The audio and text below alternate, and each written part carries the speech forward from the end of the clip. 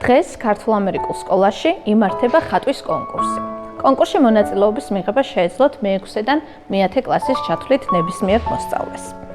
მთავარი და მნიშვნელოვანი არის ის, რომ კონკურსის ავტორი გახლავთ ჩვენივე მოსწავლე. მისივე ორგანიზებულია დღევანდელი კონკურსი. კონკურსის თემა არის გლობალური კონფლიქტები.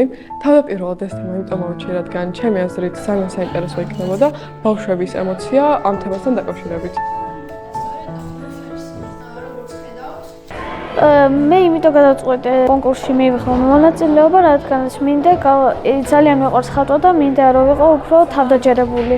ამ კონკურსში მონაწილეობა იმიტომ მივიღე, რომ რა ვიცი, ახალი რამე მეცადა, ანუ ასეთ შეჯიბრებაში არაშენს არ ყოფილა პლუს ეს იყო ჩემთვის ძალიან ინფორმაციული, იმიტომ რომ ისეთ თემებზე გვაქვს ნახატები, რომელიც მოკლედ ვერ მომდა იცოდეს რა.